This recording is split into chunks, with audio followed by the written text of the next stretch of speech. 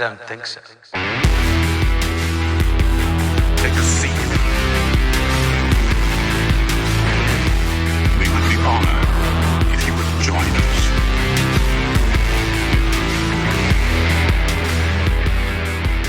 Welcome everybody to another week of Star Wars After Party. If you're hanging on YouTube, there's no hiding. You're listening to audio straight up. Cameron couldn't make it this week. We do have someone here. And we got a lot to talk about. We really do. Star Wars Outlaws. The brand new game that just dropped on her birthday, no doubt. And a Star Wars vacation. How you can make any vacation a Star Wars vacation if you believe enough. We're honored that you would join us. Tyler Bodkins, been in this fight since I was 8 years old. And with me, you were expecting Cameron. Why is she here? It's Kayla Bodkins. Hey, Kay. Hi, I'm back. You're the you're RK. You know, the world is now getting to know Kay Less, but you're the Star Wars After Party Kay. We'll get into the game and talk all about it. Not all about it. Let's be up front. Mm-hmm. It's going to be a non-spoiler discussion. To be fair, we're not that far in the game yet to even give very many spoilers. Not much to spoil. But it'll be a non-spoiler discussion. But to give a slight sort of tease or inclination as to what we'll be discussing, you're a K. How does it feel playing as K for the first few hours or so of the game? Oh, it's been really fun. Yeah? Yeah, I'm having a good time. Good. We'll talk all about it. We'll talk about what we like, maybe what we wish was a little better, what could still be improved upon. You know, patches are a thing. This game could get patched. I don't know. I'm not as big of a video game nerd as some of you nerds, but yeah, I've got some thoughts about it, and we'll talk all about that. Let's talk about a Star Wars vacation because it ties directly into the game. Okay. So I had mentioned that the game came out on your birthday. It was so wild when it got announced. It's like, hold on, like it's coming out on your birthday and you're playing as Kay. Uh-huh. And I'm not saying you look just like Kay Vess, you don't. But I mean, there's some similarities. The brown hair, the bangs. I did definitely have my hair cut like that not too long ago. Yeah, like exactly. With the little bun, right, and everything. It feels like you in game form. It's the closest I've ever seen. And you've got Nix, who's my gosh, you know, the real MVP. Yep. And it came out on your birthday. For your birthday, we were out of town, and this, I promise, this comes back to Star Wars. Everybody, just give us a little bit of runway. We're gonna land the ship. It came out on your birthday. We were out of town for your birthday. We had like an Airbnb a couple hours away. We were just hanging out in Durham, North Carolina. Cool place.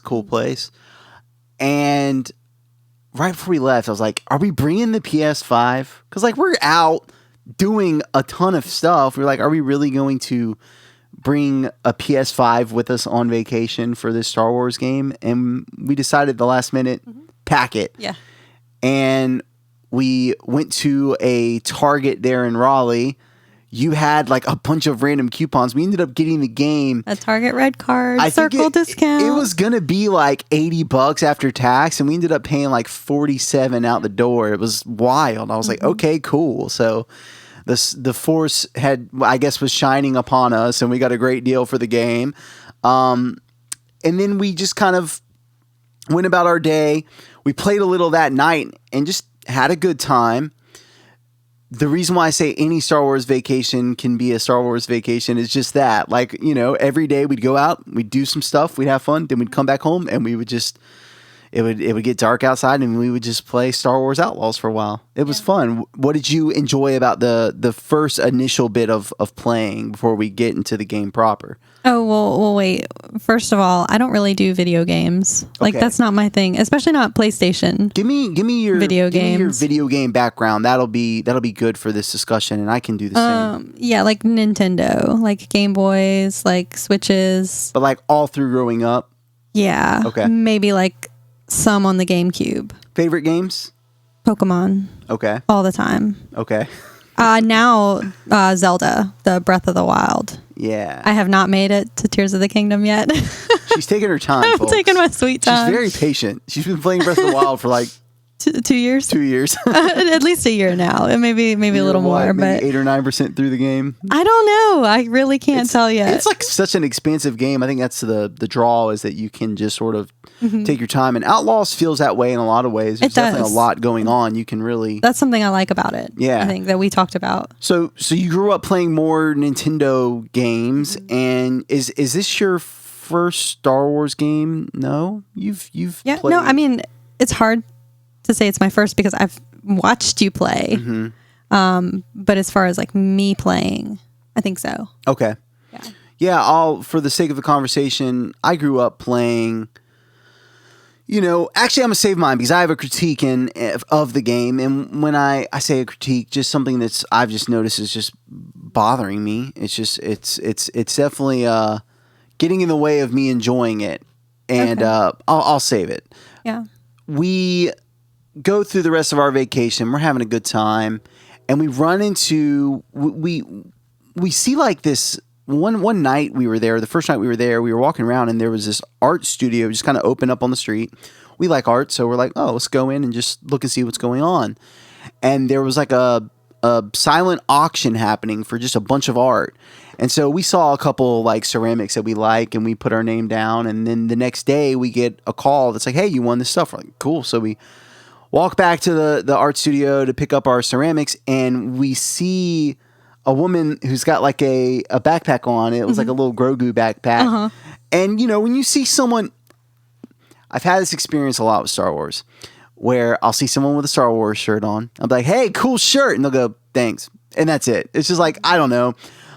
Maybe they just didn't feel like talking. Maybe they're not even really that big of Star Wars fans. They just have a Star Wars shirt on because it's like, oh, yeah, it's popular, whatever.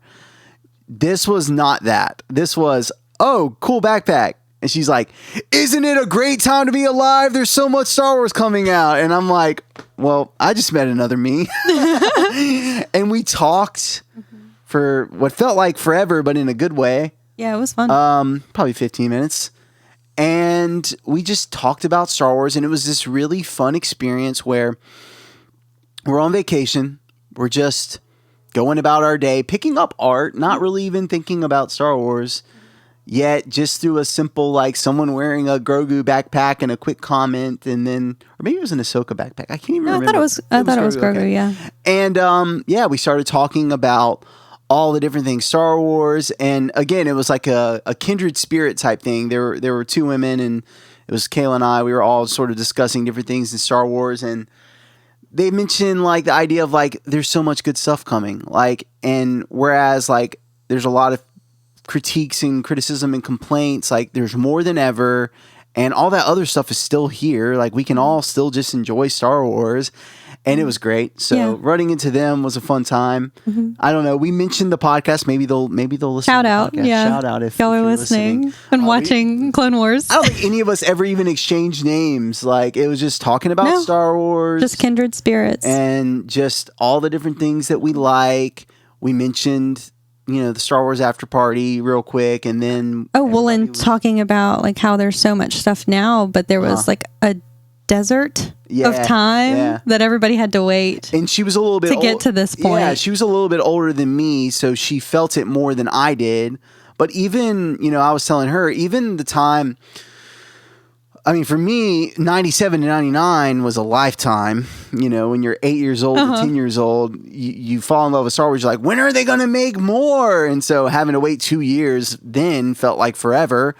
And then I would say, like, feeling it again after episode 3 came out, having to wait for Disney to buy it, which of course was only 7 years later, but felt like a really long time.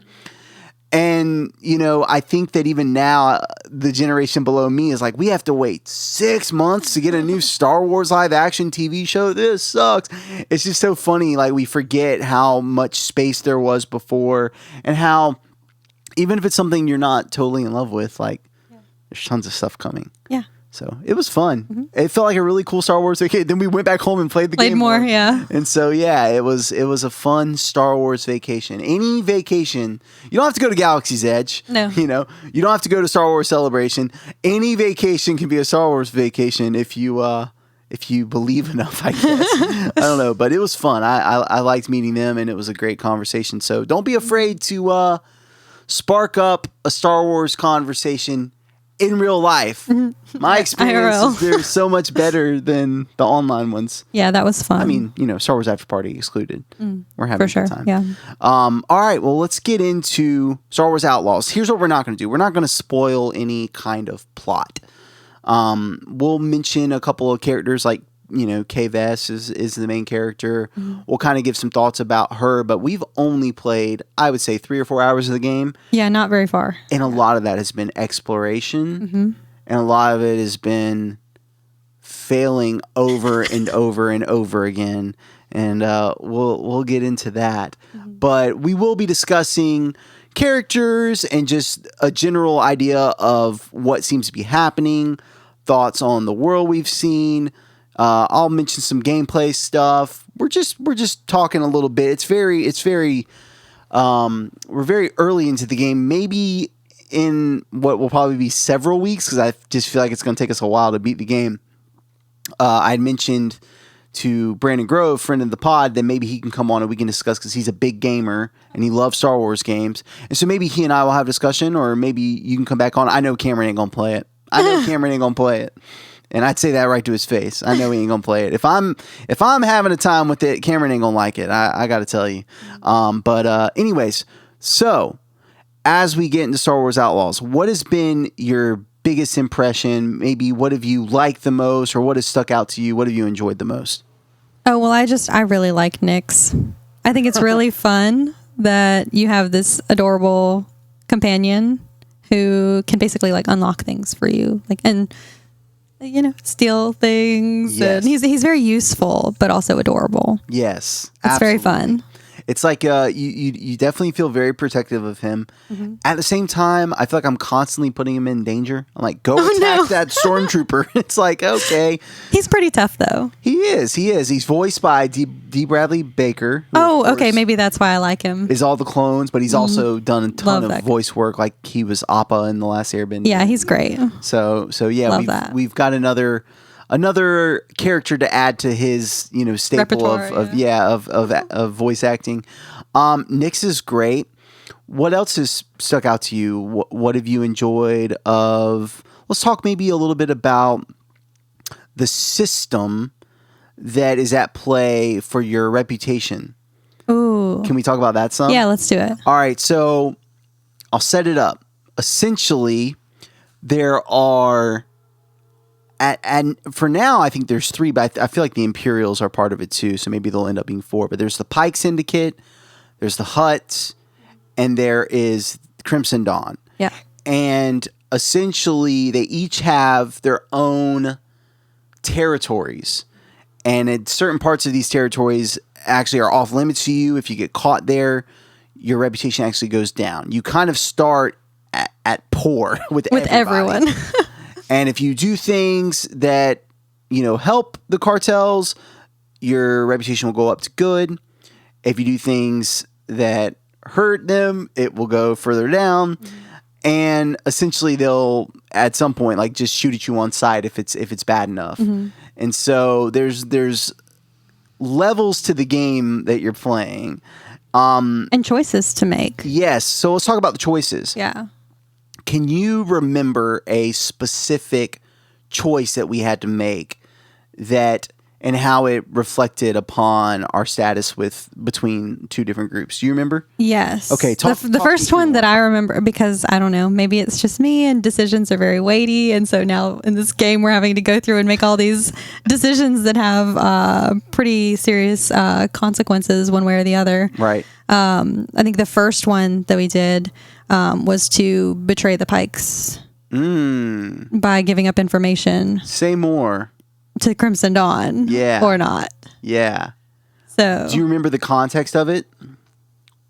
I think we stole some information We stole some from the information. Pikes about. Oh, I remember now. Yeah. Okay. So I don't think this is like a heavy plot spoiler. I don't Okay. even remember characters' names or anything like that. Mainly when we say we're not going into spoilers, I don't know who shows up in the game. I imagine there's a bunch of cameos, and I imagine that there are plots and places that we're going to recognize and know, and familiar faces. I don't know any of that. So I don't feel bad about just talking about what I've seen. When we talked about doing this episode a couple days ago, I was like, we're going to keep it non-spoiler. I don't really know any spoilers. We just haven't really gotten that far in terms of like the story of the game. Right. If I remember right, we were sent on this mission to go retrieve some intel. Mm-hmm. And what we found while we were there was essentially that one of the pikes, like say a lieutenant to the main pike, was working with the Imperials against the head of the Pike Syndicate. Right. So in other words, we found a traitor. And we're like, ooh, okay. So we can go back to, I think the Pike's name was Gorak. We can go back to Gorak and we can give him this information. And when we do it, we're going to gain favor with the Pike Syndicate. And what ended up happening, if I'm not mistaken, I might be conflating, was it Crimson Dawn? Mm-hmm. Crimson Dawn came to us and they were like, yo, if you want to come hang out with the Crimson Dawn, we can do that. Mm-hmm. And so we were left with this decision of, do we give this information to the Crimson Dawn or do we give this information to the Pikes? Mm-hmm. And we chose, let's go with Crimson Dawn. Yeah. We've kind of like aligned ourselves with the Crimson Dawn. So far, we'll see what happens. Yeah, I don't think that the alignment is supposed to stay for long. Yeah, I think it's constantly shifting and changing. I think it's Kay out for herself and Nix, absolutely, right? Absolutely, and we'll talk a little bit about that too. But just this idea of, it's an honor system. It's not anything that we haven't seen before. Mm-hmm. Games from, really KOTOR was one of the first ones that I remember doing where your choices, drastically affected. But like games like Red Dead Redemption 2, Grand Theft Auto, these games have been doing this kind of thing for a while. And so it's nothing too new, but it is fun. And as a Star Wars fan, it's cool because you can take your Star Wars lore and you can choose who you want to align with. Like for you, the Pikes. What do you think of whenever you think of the Pikes? Well, now I think of the Book of Mando Fett. Is that what we're calling it now? Book of Boba Fett? That's something totally different. Yeah, okay. Don't worry about that. No, but the Book of Boba Fett. And I just think of how awful the Pikes were to have a hand in destroying the Tusken Raider village.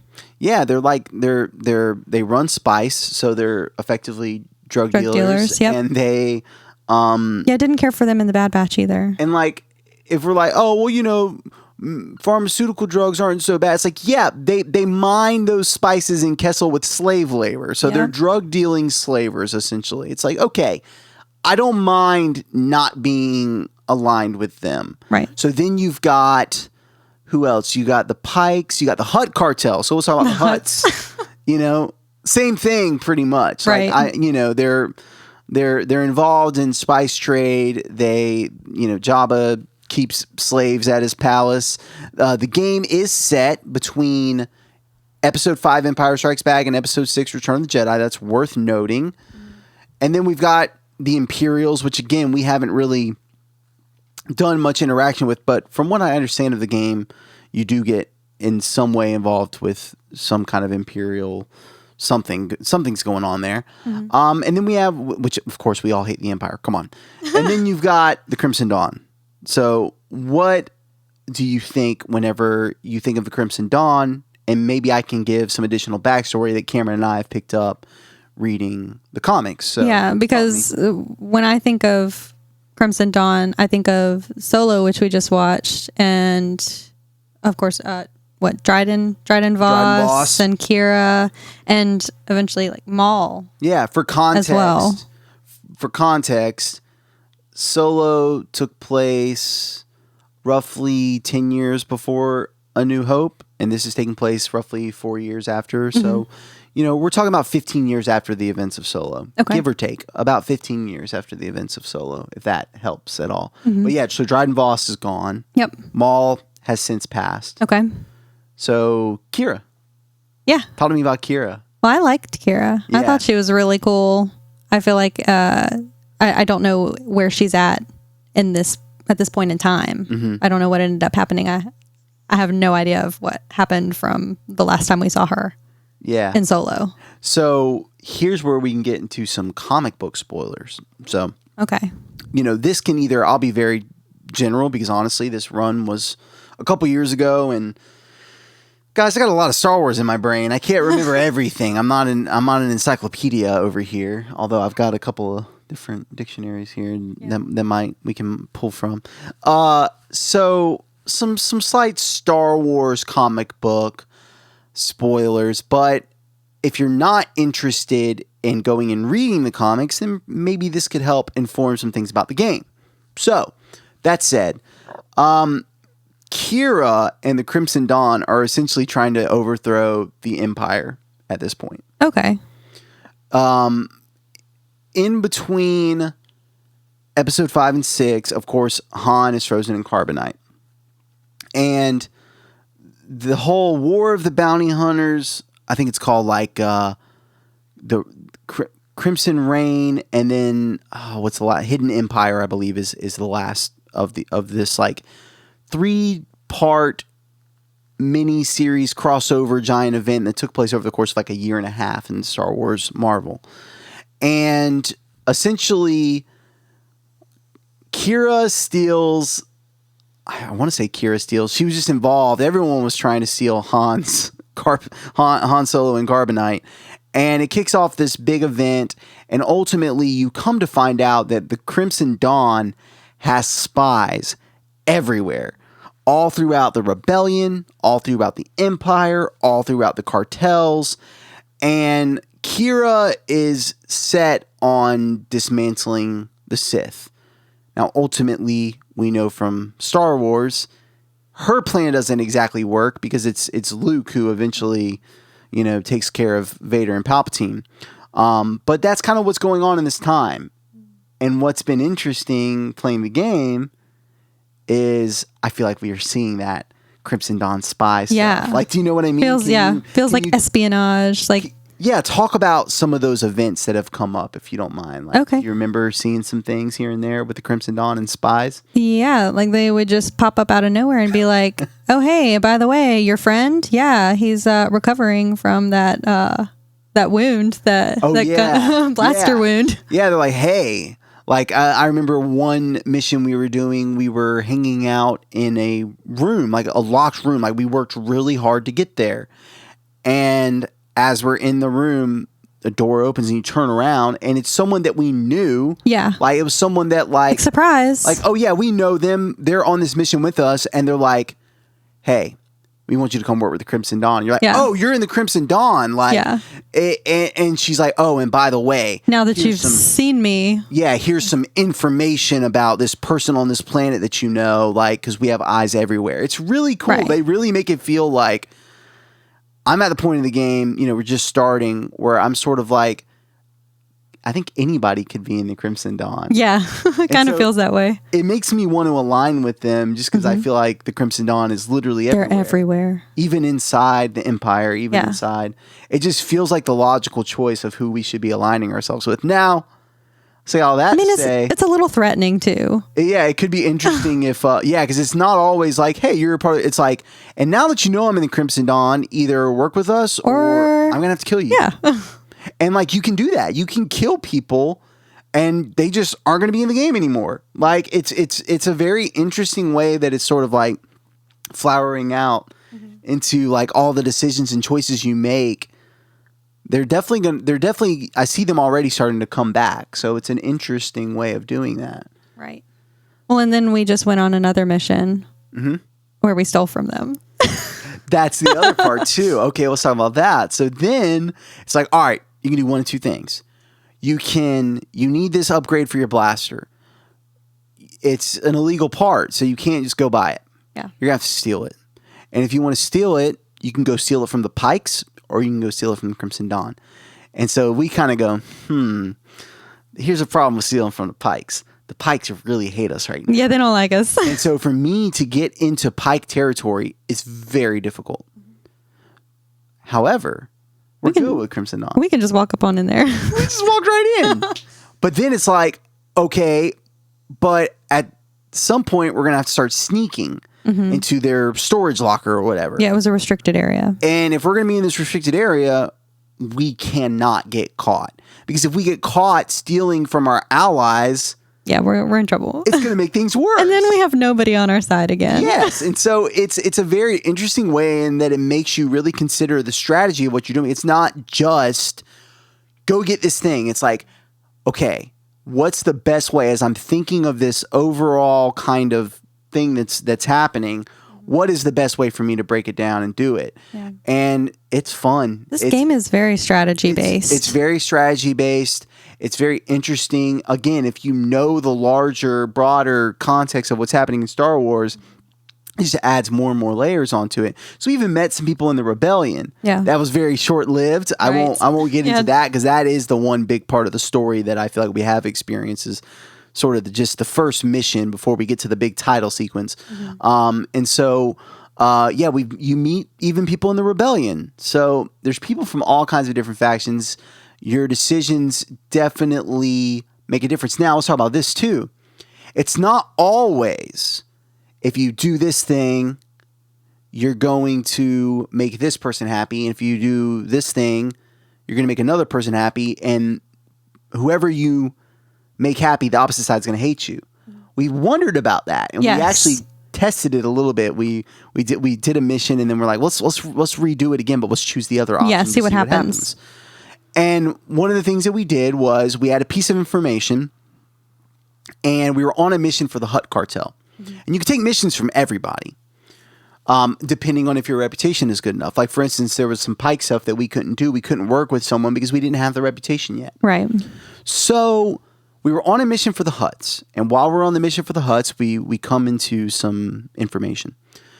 And that's when Crimson Dawn showed up, and they were like, yo, give us that information. So at this point, we go either A, we have to kill this Crimson Dawn agent, which, I don't know, not going to be good for our Crimson Dawn status or whatever. Yeah. What is it called? Reputation. Is that how they're saying it? But then if we give it to them, we're not going to be able to go back to the Hutts and get a bump there. Are we going to lose favor with the Hutts? Right. What happens? And what ended up happening, do you remember what it was? Well, you ended up refusing the agent's offer at first and being like, well, I guess I got to shoot her. And I did. And you did. And we lost. Reputation on both sides, I feel like. No, I think it was just on the Crimson Dawn. Okay. But we didn't gain any reputation with anybody yet. Not for doing that. Yeah. Like, we didn't gain any reputation. And so then we were kind of like back at poor status for everybody. Like, all right, hold on. Let's run this back. So we did a quick run back where I had to redo the mission again. But that was fine. So we redid the mission. And then we said, okay, here's the information, gave it to them, went back to the Hutt, because we still had to finish the mission. Right. So we finished the mission, we go to the Hutts and like, well, you really only did half of what we sent you there for. And so we got a little bit of a bump in favor, but not as much as we would have gotten if we would have come back with everything. Right. And so in that way, we were able to sort of placate both sides. Yeah. And our reputation went up with both. And so I really think it has a lot to do with how you play the game. And then I would say this too. If I'm not mistaken, which it could be, but I want to say that there were either some Pikes or some Imperials involved in that mission. And if we got caught trespassing on Pike land, or whatever it was, we would have lost favor with the Pikes. Yes. We played it very stealthy. We weren't caught, so therefore we didn't lose any favor with the Pikes. We gained a little bit with the Hutts, and we gained a bit more with the Crimson Dawn. Yeah, overall, I would say the best outcome. Yes. So the way you play the game, depending on how you do it, will ultimately result in how it is that you are perceived by all these cartels, and therefore, the opportunities you get, down to where you can travel, and everything. So your reputation is everything, and you have to really consider how it is that you are maintaining that. So yeah, it's pretty interesting. It's really fun. Let's talk about a little bit more good stuff. Let's break it up a little bit. Here's what we're gonna do. Okay. We're talking about stealth, and we're talking about the things you have to do in order to keep a good reputation. I'm gonna tell you about the kind of games I grew up playing. I was a PlayStation kid, PS1, PS2, 3, 4, all the way up to 5. I did some Xbox stuff too. We've got a Switch. I like it, but that's more up your alley than my alley. Growing up, some of my favorite games were, of course, KOTOR. I played, The Force Unleashed. A lot of the major Star Wars games I've been playing since Jedi Power Battles was the first one I really got into on the PlayStation. And I've played a lot of games. Like one of my favorite series on the original PlayStation and PS2 was Tenchu. I love Tenchu. It's a stealth game, so I'm accustomed to playing stealth games. I'm not just saying like I would just run through the level and be like I would get like the Master Ninja level. Like I was really into it. I really like stealth games. Metal Gear Solid, same thing. Into that side of thing. Ghost of Tsushima is one of my favorite games of lately. Again, a really cool stealth component there. Of course, I've played the Jedi Fallen Order, Jedi Survivor. Those games I really have enjoyed as well. Some other favorite games from recent years: Red Dead Redemption 2. I really like the Last of Us series. So I game, but I'm not into every single game. And I'm not a hardcore gamer by any stretch. I'm pretty good at playing games. Like I can get by. The stealth on this game and the gameplay in general to me is really rough. I'm having a hard time with it, to be honest. Yeah. And you've walked me through a little bit of it. Like you've given an alternative kind of view, which has been nice because it keeps me balanced. But let me get this out, and then we can talk a little bit about what you have said that's kind of helped me out a little bit. The game, I'm constantly being reminded that I'm playing a game, if that makes sense. There's really weird stuff happening where, like, for instance, if I go to sell an item, you have to press X. And sometimes you press X, and it doesn't do anything. You have to press it again. Then it'll do something. It'll pop up to another screen. It's like, are you sure you want to sell this? Yes. Press X again. Okay. Now you got to hold X. So you hold X and it sells a thing. Then that sold one thing. Let's go back and sell the next thing. Well, you go to press X. Well, guess what? Now you have to hold X. What? What? Really? Yes. It's like a very broken system. That's strange.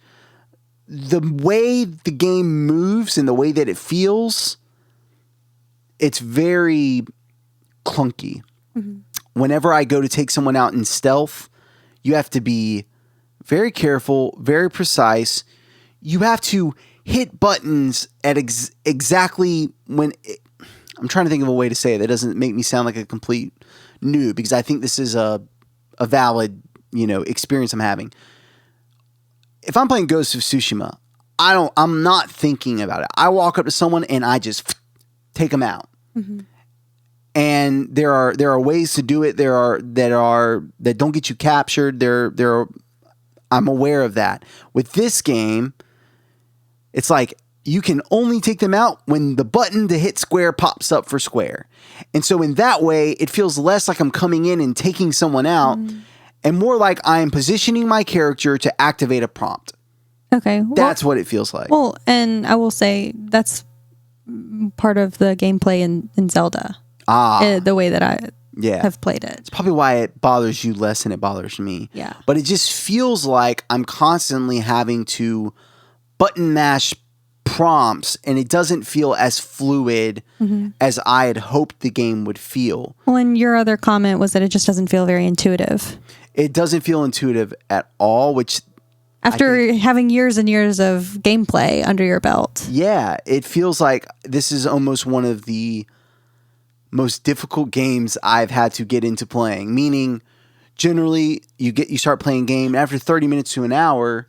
What? That's probably just how I feel all the time. Could be playing video games. Cameron has said like I always have to learn how to play Cameron has talked about this, and I've never felt this way, and I'm absolutely feeling it now. So I feel for you, Cameron. But it feels like I'm really having to think a lot about the game. And I don't mean the cool stuff that we just talked about. That's all cool.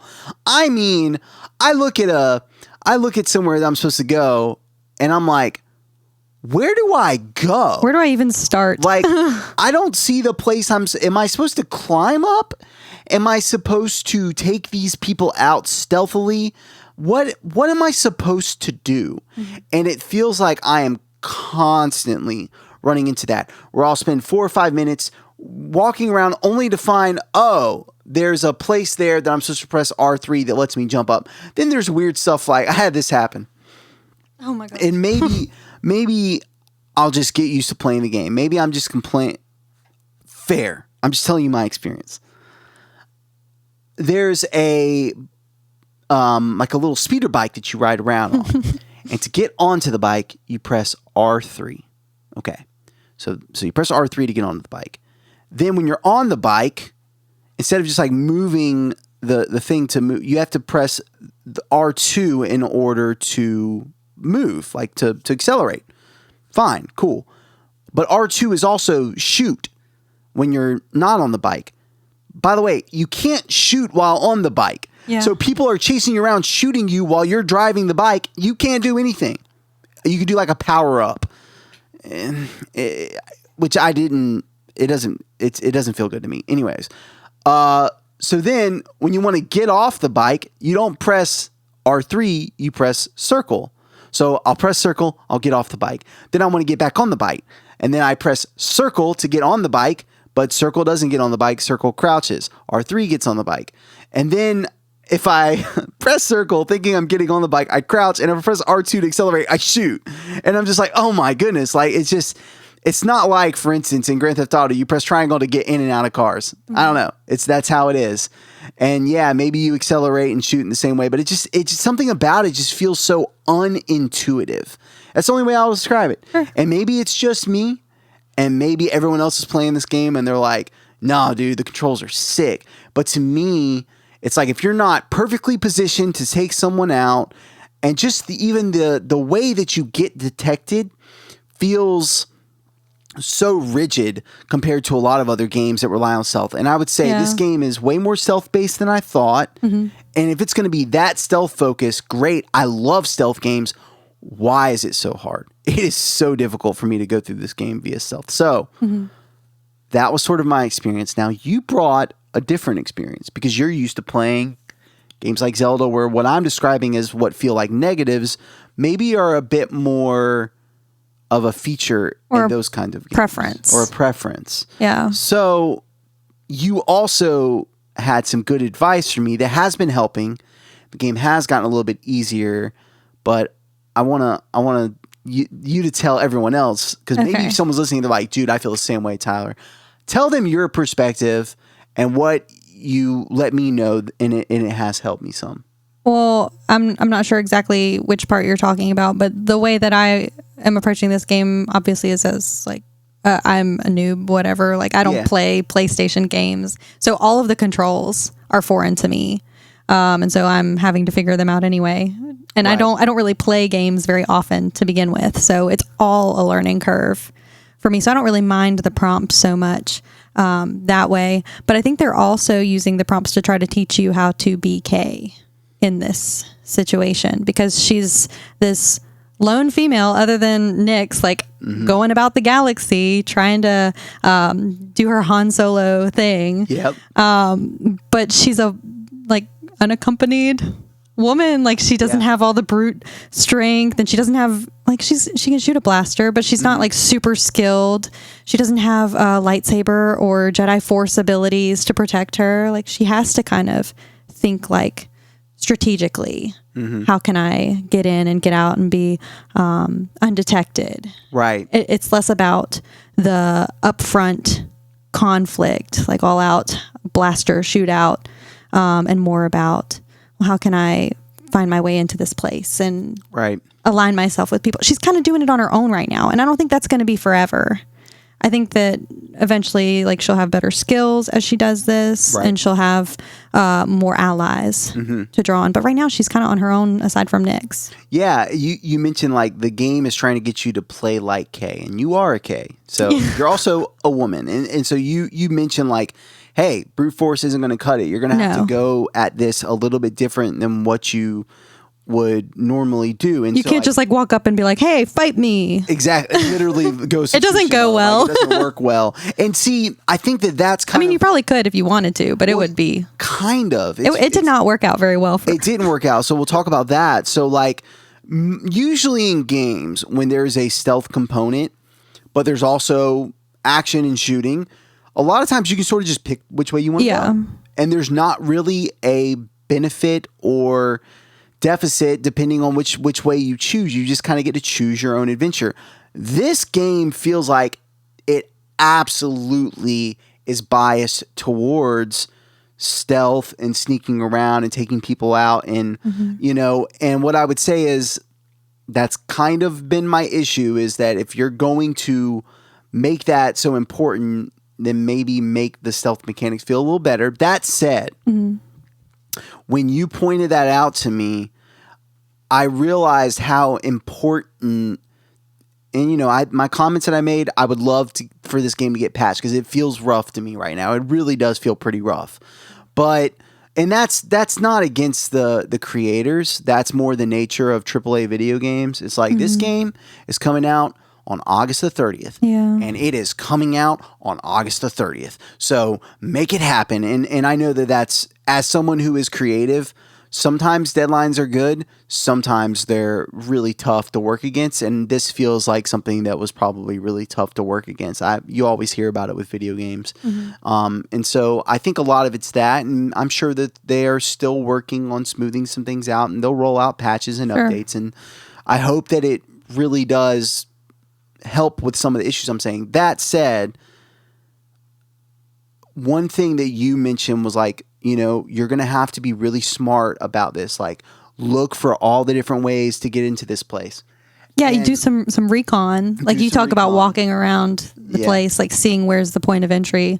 And then there might be a couple of different places that you could go. We found ways out and we were like, oh, we could have come in this way. Right. Like there are different ways that you can access the places that you're trying to go. It's just what's the strategy you're going to have going into this. Yes. And again, to tie back, sometimes it's just not as apparent.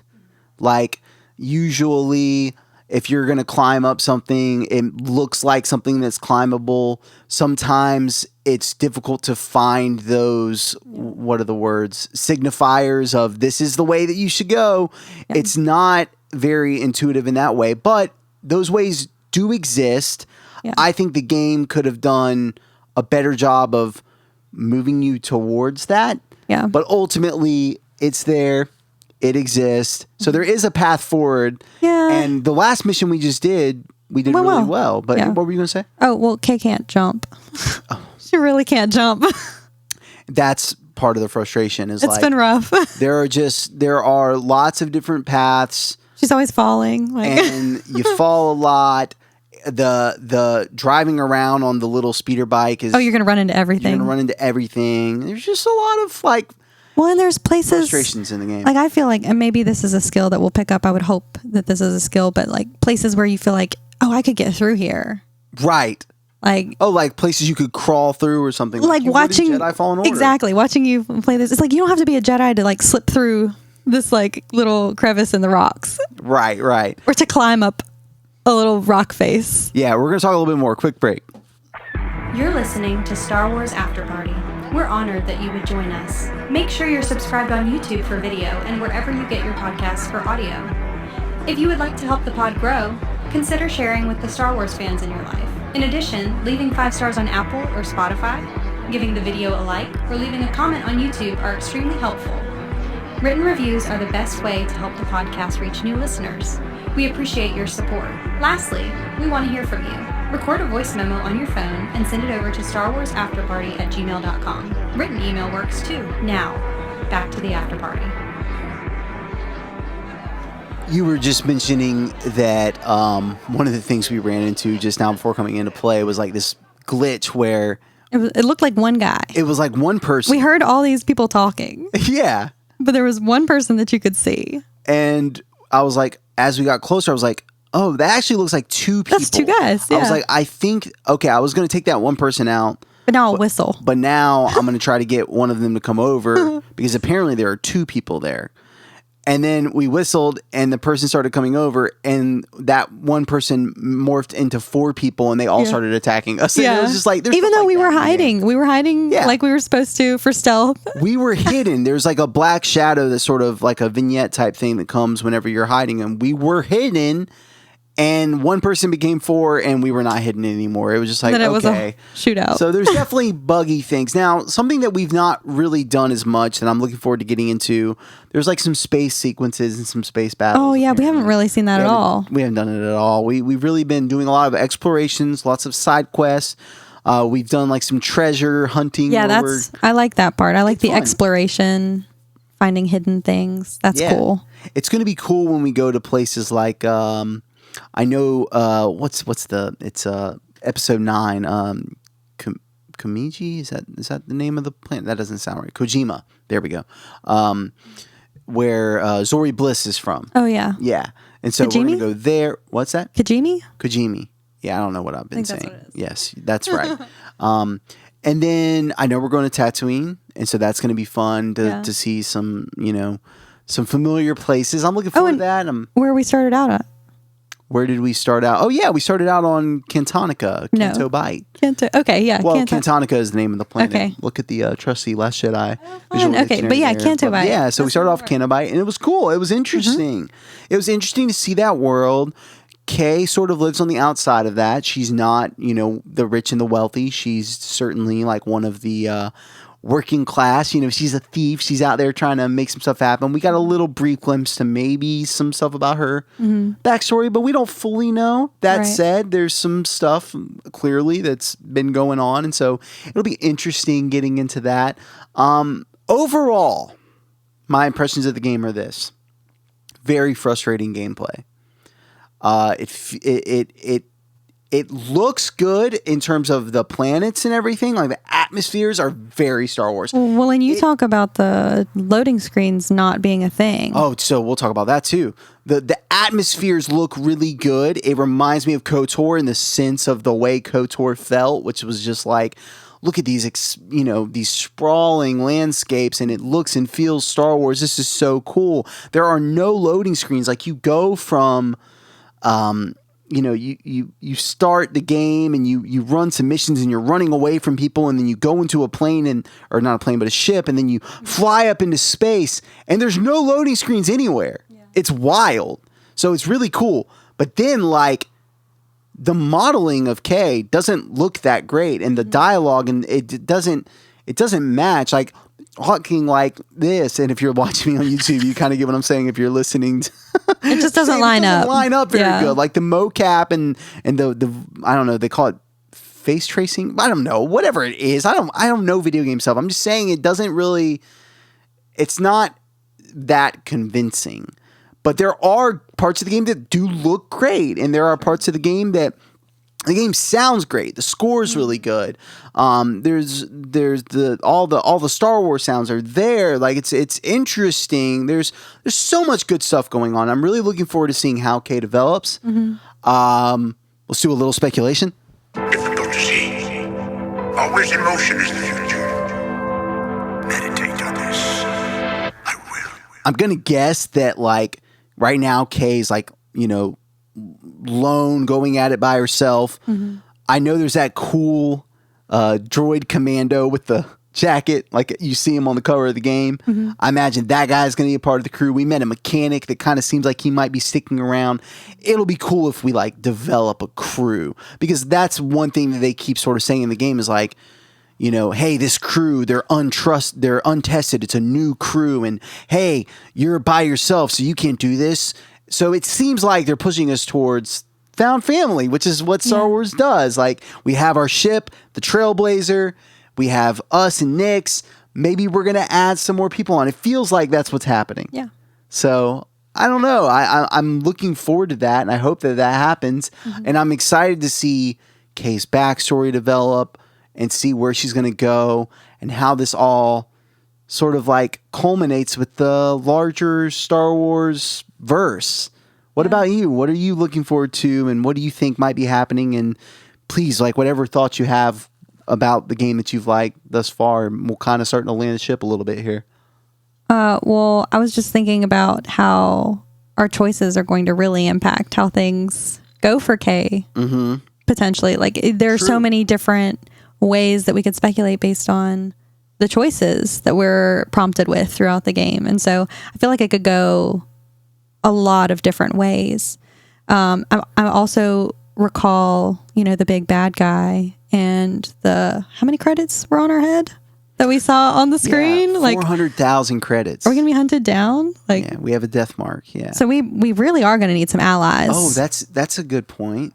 So what you're suggesting is when you say, are we going to be hunted down, it's our bounty hunters coming after us. Who knows? And the answer is... Or is he going to align with different syndicates that don't like us?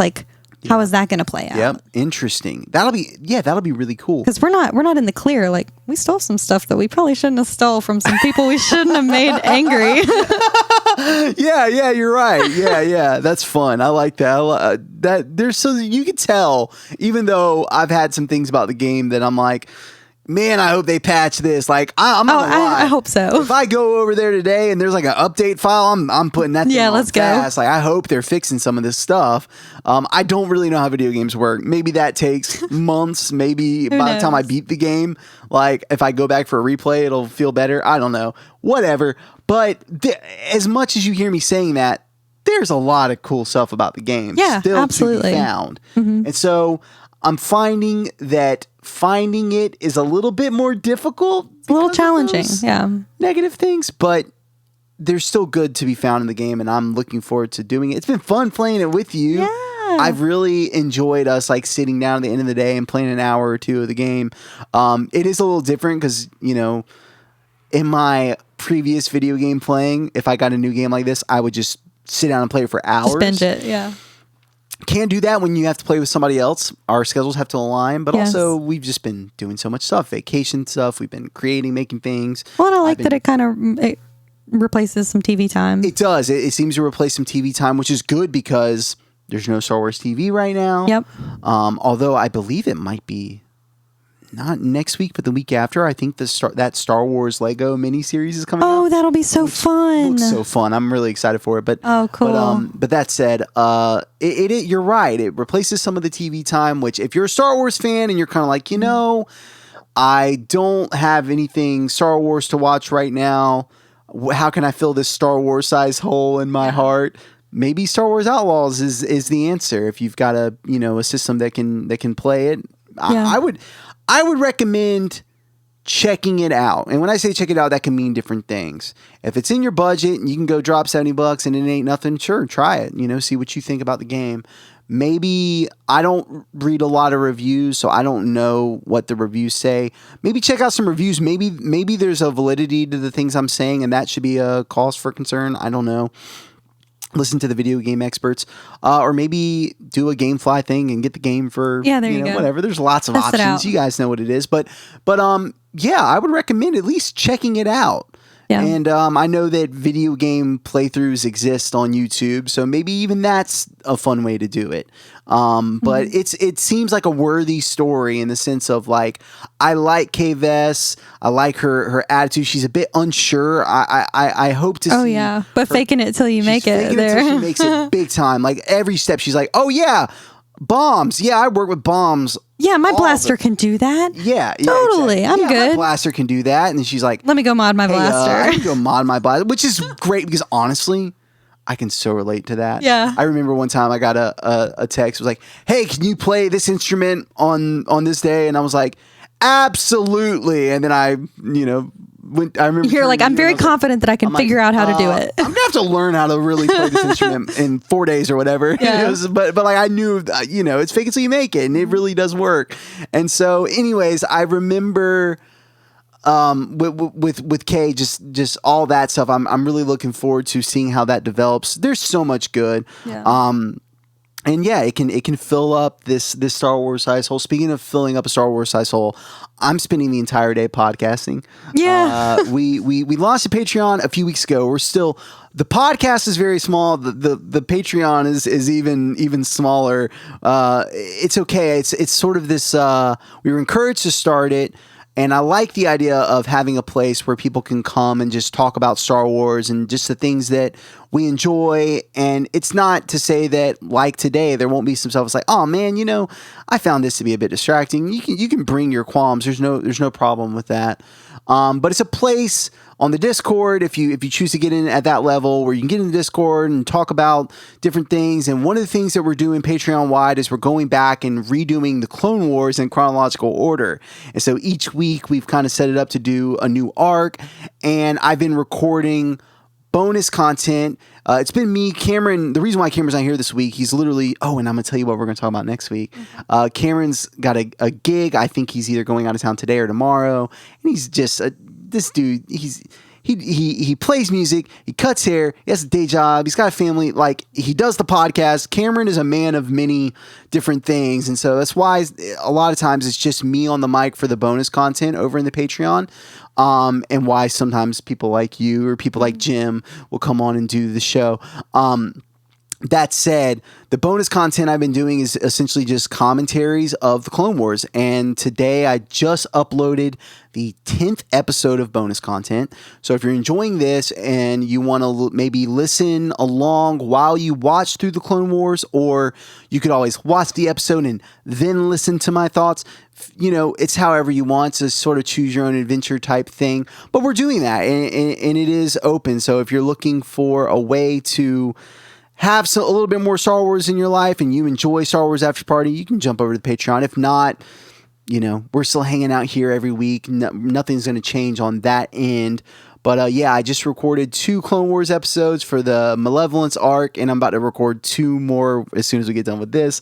So I'm doing Star Wars all day, and there's going to be 10 now by the time this recording gets heard and we're on YouTube. There'll be 12 episodes of bonus content up, and there's more and more every week. So we're building it up. Even though there's not that many people in the Patreon, I'm trying to make it to where when you come, there's going to be lots of stuff for you to take in if you're looking to keep the Star Wars party going in your life. So that's there. Mm-hmm. You've listened to some of the bonus stuff. You at least hear me while I'm recording it. And so it's been fun, like rewatching Clone Wars. And there's some original trilogy commentary as well. If it's been a while since you've watched the original trilogy, you can always come watch them with your boy. So anyways, any last thoughts about Star Wars Outlaws? I know that we'll talk about it more the further we get into the game. Maybe you and I can even talk about it in a couple months, because I know it's going to take a while. Right. But maybe before Skeleton Crew, we can talk about it.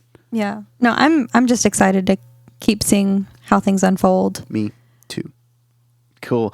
Speaking of Skeleton Crew. Okay. You've seen the trailer. Yeah. Can you let all the party people know, what are you thinking about Skeleton Crew? Ooh, okay. So this is the kids that get stranded somewhere in the galaxy and bump into a Force user / Jude Law. Jedi, maybe? / Jude Law. Yeah, / Jude Law. Yeah, very intriguing. Okay.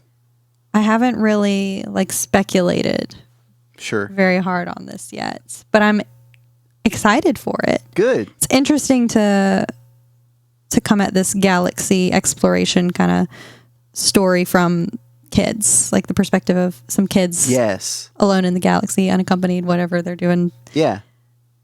I think it'll be fun. Me too. I'm looking forward to it. I think it looks great, and I feel like it's got similar energy to obviously all the Amblin stuff, Stranger Things, yes. Sure. But I think it was Cameron who mentioned that it kind of almost has a Solo vibe. Yeah. In terms of the coloring and everything. And I think it's going to be a little darker. Yeah, but where Solo is definitely an adventure. Yes. And it feels like an adventure. It does. It's going to happen, so. That would be nice. If it took after Solo, I would be really happy. Me too. As far as the vibes. So we'll have to check in with you. Maybe in a couple months we'll have to give me another trailer. Okay. I'm intrigued. All right. But I'm kind of like, okay, we'll see. Yeah. I'm always coming at it with an open mind. I am really sad that the Acolyte didn't get renewed for. That was disappointing. Yeah. But well, things can change. As we spoke, always in motion is the future. As we spoke with our new Star Wars friends that we met the other day, you never know. Stuff has the tendency and the possibility to come back around. Yeah, could be in a few decades, but could be. Even the Lost Rian Johnson trilogy, who knows? No, really though. You never know. You really don't. When they start doing alternate dimensions in Star Wars. Of course, it could be anything. So No, nothing's ever really gone in the Star Wars world, and so I imagine that it's a possibility that we can get some follow up to the Acolyte. I hope it's not just a young adult novel that ties it all up, but it could be. Missed opportunities. If that's what happens, at least I will read it and let everybody know if nobody else wants to read it. But yeah, I'm looking forward to Skeleton Crew. I'm looking forward to more Star Wars Outlaws with you. I'm looking forward to more Clone Wars on the Patreon. I'm looking forward to Star Wars. Is there like animated stuff coming out anytime soon? Not that I'm aware of, besides the Lego thing. No, that doesn't count. I think it's a little different. I think they're deep in development. I think it involves. I'm waiting not so patiently over here. I think it involves Ventress. I really don't know though. Okay. I just know that they said that more stuff will happen with Ventress's character, and I imagine that they're well on their way with this animated series. I just know that takes time. Sure. I think that something that I've observed with Lucasfilm, and I'm not going to be surprised if this was like a Bob Iger thing, because when Bob Iger left and was it Bob Chapek was CEO for Disney, it seems like they just have different ways of running the company.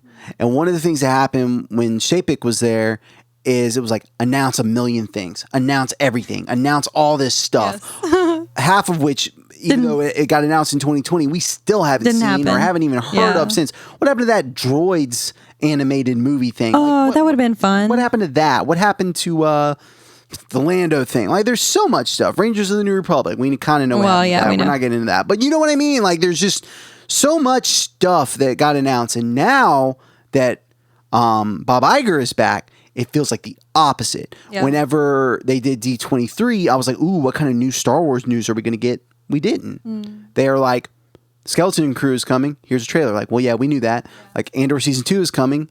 We knew that. Mando movie's coming. We knew that. Yeah. That's it. Bye. It's like, oh, okay.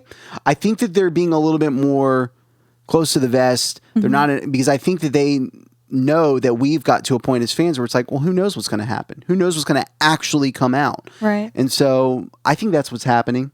So I imagine there is some animation stuff on the way, but we may not hear about it until it's close, which I don't mind that. I mean, yeah, I'll continue to be patient, but I get really excited about the animated series. Me too. I think we'll get something soon. You know me, I want it to be set right after Return of the Jedi. Apparently that'll just never happen. It just seems too obvious, but you know, whatever. But we'll see. I would be excited with some Venture stuff. I always love the animated projects. Bad Batch love, Clone Wars love, Rebels love. So I'm down for whatever they decide to bring. Any other final thoughts before we wrap up here?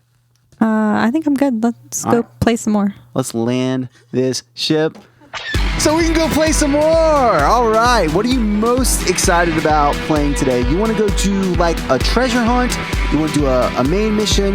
Do we want to do a side mission? What are you feeling like getting into? I think I'm kind of wanting to explore some more, get my chops down, practice my skills, maybe ride the speeder bike, see if we can get it going. Okay, all right. So we'll do some side quests. And maybe try a mission. Then we'll try a mission later. I like this idea. We're going to develop our skills.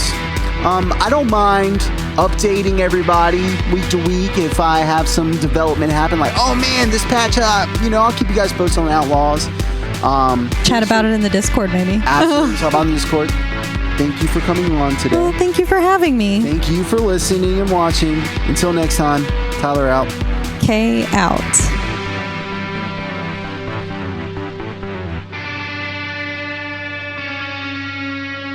This party's over.